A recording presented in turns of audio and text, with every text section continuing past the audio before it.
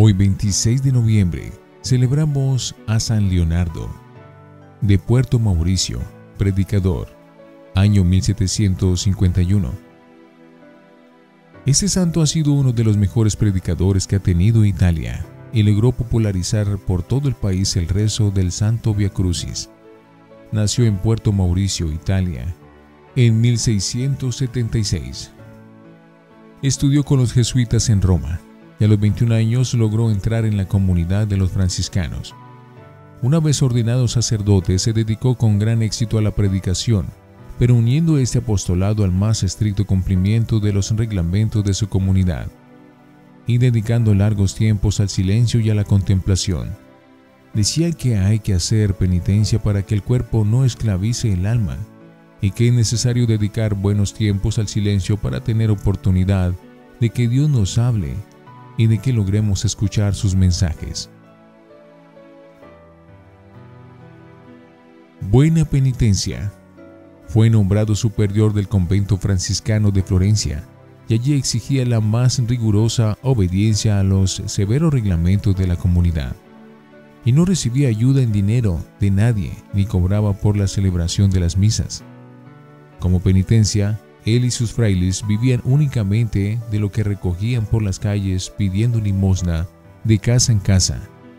Su convento se llenó de religiosos muy fervorosos y con ellos empezó a predicar grandes misiones por pueblos, campos y ciudades. Sus éxitos en la predicación. Un párroco escribía: «Bendita sea la hora en que se me ocurrió llamar al padre Leonardo a predicar en mi parroquia. Solo Dios sabe el gran bien que ha hecho aquí. Su predicación llega al fondo de los corazones.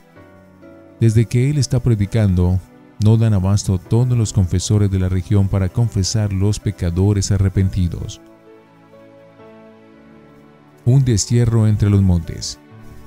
El padre Leonardo fundó una casa en medio de las más solitarias montañas para que allá fuera a pasar unas semanas los religiosos que desearan hacer una época de desierto en su vida. En esta casa había que guardar el más absoluto silencio y no comer carne, sino solamente frutas y verduras. Había que dedicar bastante tiempo al rezo de los salmos. Y hubo varios religiosos que rezaron allí hasta 9 horas diarias. Volvían a sus casas totalmente enfervorizados.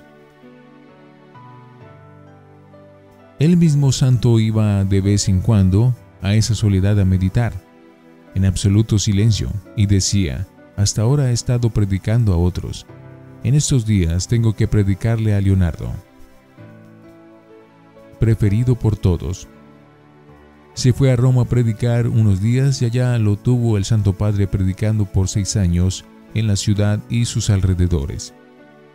Al fin el duque de Medicis envió un navío con la orden expresa de volverlo a llevar a Florencia, porque allá necesitaban mucho de su predicación. Las gentes acudían en tal cantidad a escuchar sus sermones que con frecuencia tenía que predicar en las plazas porque los oyentes no cambian en los templos. Las conversiones eran numerosas y admirables. Su devoción preferida.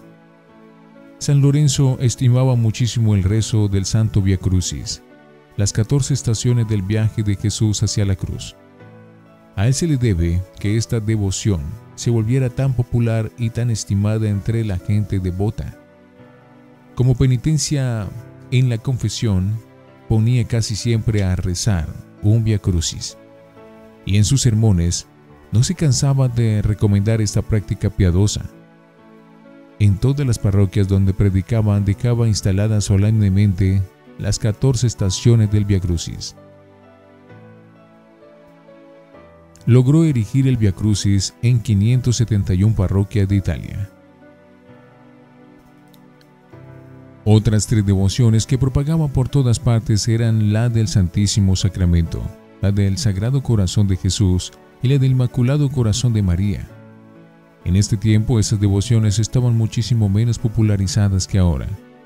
A San Lorenzo se le ocurrió una idea que después obtuvo mucho éxito: recoger firmas en todo el mundo para pedirle al Sumo Pontífice que declarara el dogma de la Inmaculada Concepción. Esto se hizo después en el siglo XIX, y el resultado fue maravilloso. Millones y millones de firmas llegaron a Roma, y así los católicos de todo el mundo declararon que estaban convencidos de que María sí fue concebida sin pecado original. Dirección espiritual. Daban dirección espiritual a muchas personas por medio de cartas. Se conservan 86 cartas que dirigió a una misma persona tratando de llevarla hacia la santidad. Misión difícil. Se le encomendó ir a predicar a la isla de Córcega, que estaba en un estado lamentable de abandono espiritual. Fue la más difícil de todas las misiones que tuvo que predicar. Él escribía: en cada parroquia encontramos divisiones, odios, riñas, pleitos y peleas, pero al final de la misión hacen las paces. Como llevan 3 años en guerra, estos años el pueblo no ha recibido instrucción alguna. Los jóvenes son disolutos, alocados, y no se acercan a la iglesia. Y lo grave es que los papás no se atreven a corregirlos. Pero a pesar de todo, los frutos que estamos consiguiendo son muy abundantes. El sumo pontífice lo mandó volver a Roma para que se dedicara a predicar retiros y ejercicios a religiosos y monjas. Y el éxito de sus predicaciones era impresionante. Un deseo cumplido. San Leonardo logró entonces cumplir algo que había deseado durante muchos años: poder erigir un Vía Crucis en el Coliseo de Roma, que era un estadio inmenso para los espectáculos de los antiguos romanos, en el cual cabían 80.000 espectadores. Fue construido en tiempos de Vespasiano y Tito, años 70, y siempre había estado destinado a fines no religiosos. Sus impresionantes ruinas se conservan todavía. Desde San Leonardo se ha venido rezando el Viernes Santo el Vía Crucis en el Coliseo, y casi siempre lo preside el Sumo Pontífice. El santo escribió entonces: me queda la satisfacción de que el Coliseo haya dejado de ser simplemente un sitio de distracción para convertirse en un lugar donde rezar. Viaje desgastador. Ya muy anciano y muy desgastado de tanto trabajar y hacer penitencia, y después de haber pasado 43 años recorriendo todo el país predicando misiones, tuvo que hacer un largo viaje en pleno invierno. El sumo pontífice lo mandó que ya no viajara a pie, sino en carroza, pero por el camino se destrozó el carruaje en el que viajaba y tuvo que seguir a pie, lo cual lo fatigó inmensamente. El 26 de noviembre llegó a Roma y cayó en cama. Enseguida, envió un mensaje al Papa contándole que había obedecido su orden de volver a esa ciudad. A las 9 de la noche, llegó un monseñor con un mensaje muy afectuoso del sumo pontífice, y 1 hora después, murió nuestro santo. Era el año 1751.